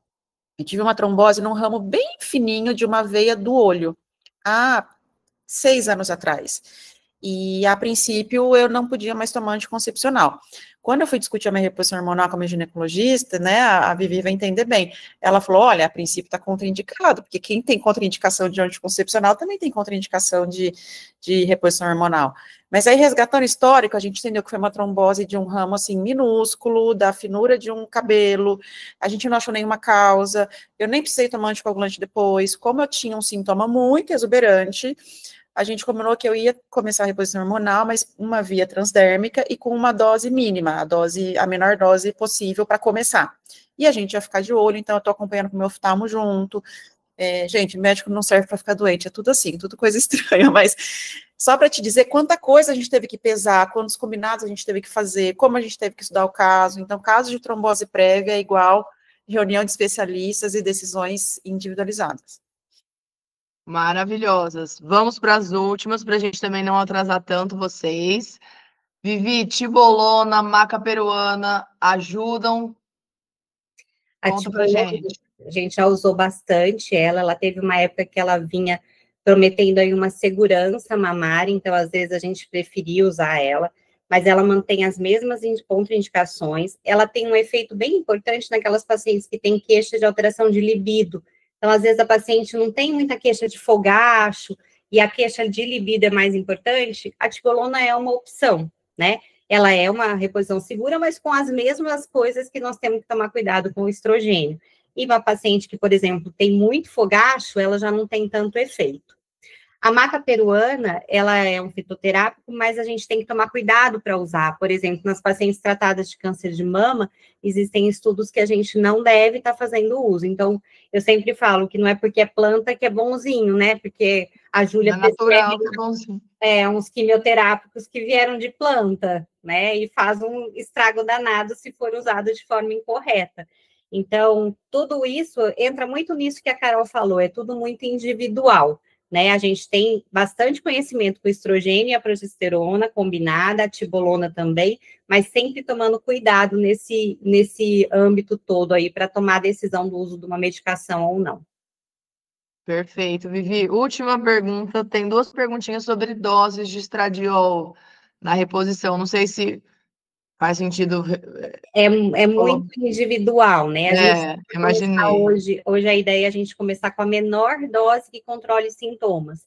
Então, a gente tem, antigamente a gente tinha, por exemplo, as formulações via oral, a gente tinha de 1 miligrama, hoje a gente tem de meio miligrama de estrogênio. Então, a gente começa com a menor dose e vai tipulando sintomas, e se precisar, a gente aumenta.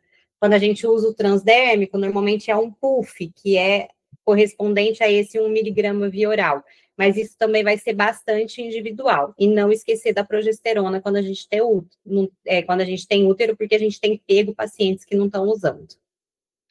Gente, nossa, que apanhado, foi profundo, esclareceu pontos muito importantes. Vivi, muito obrigada pela sua segunda participação aqui nos eventos da Ventquer também, trazendo esse foco na saúde da mulher.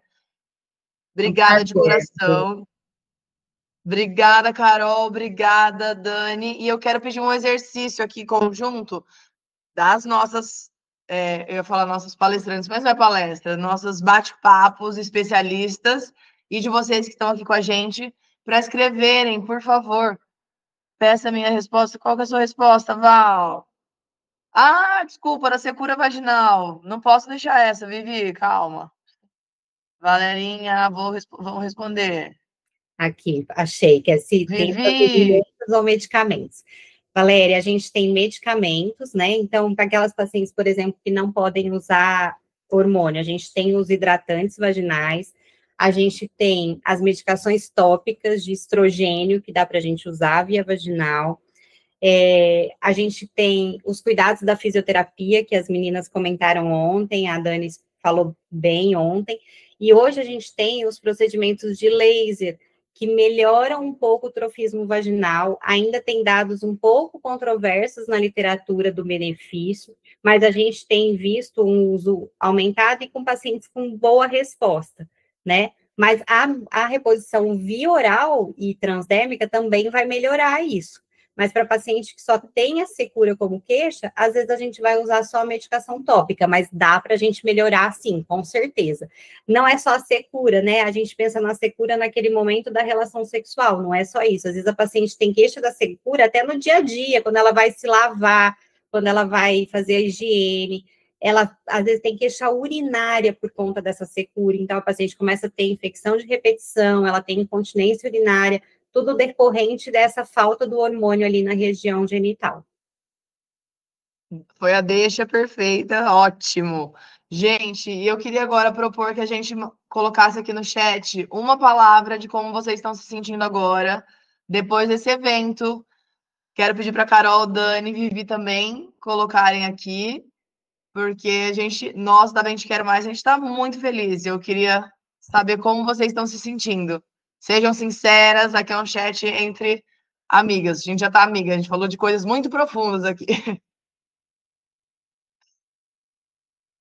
Informação, gratidão, segura, direcionada. Ótimo. Ontem eu falei para vocês que eu quero muito fortalecer esse grupo. Estamos pensando com muito carinho em pensar em algo tete a tete, físico, cara a cara, que eu acho que é um outro impacto, né? Mas também aqui a gente tem pessoas de todos os DDDs, gente. Eu fiquei tão feliz. Nosso grupo tem mais de 100 pessoas, então cada dia pode entrar um tantinho aqui. A gente sabe que tem quebra sempre, né? A rotina às vezes surpreende, mas são mulheres que querem informação. Então, se a gente conseguir fazer eventos presenciais, se vocês também fortalecerem isso, a gente vai ficar muito feliz. E eu quero também falar mais uma vez desse presente que a gente está dando. A gente recebeu mensagens no WhatsApp. Ah, a Ellen quer falar? Não, tá bom. A gente recebeu mensagens do WhatsApp perguntando mais informações. Então, o que a gente quer presentear quem fez, quem participou com a gente aqui, desses 2 dias aqui. Claro, quem não pôde vir um dia ou outro também vai ter esse benefício. Nosso plano de acompanhamento, que é dar as mãos para mulheres e homens também, mas aqui a gente está falando de mulheres, então os 20% de desconto são para vocês. Do nosso plano de R$ 79,90 mensal, a gente tem esse plano anual com 20% de desconto para as participantes dos 2 eventos. Com ele, você pode fazer seu mapa da longevidade quantas vezes forem necessários, terem o apoio e acompanhamento do nosso time de gerontólogas, terem as indicações dos especialistas que estão aqui com vocês esses dias no bate-papo. Vocês viram que não é tão simples assim você costurar e construir a sua longevidade. Tem caminhos, a gente pode encurtar eles. Isso não é um gasto, é um investimento. E eu dei aqui ontem, eu vou falar aqui hoje também, 2 cortesias de evento presencial que a gente faz, e nossos eventos presenciais são muito bacanas, muito ricos. Então, é cortesia também para quem adquirir o plano agora, nessa próxima semana. Vou abrir a semana, que eu tinha aberto 2 dias só.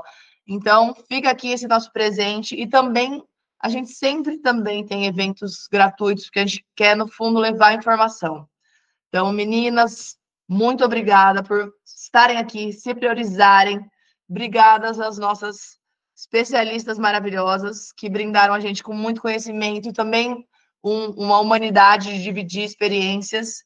Muito obrigada, foi muito especial para mim, para o time, Bianca e Gabi, que estão aqui comigo, estão aqui atentas aos chats, e vocês, por se dedicarem essa noite para cuidar melhor dessa vida que vem. Tem muita vida pela frente. Ah, vamos abrir as câmeras para a foto final? Isso, link para quem se interessar por adquirir o plano de acompanhamento, tá à disposição aqui no chat, também lá no nosso grupo. Agora, a fotinho vai estar lá no nosso Instagram.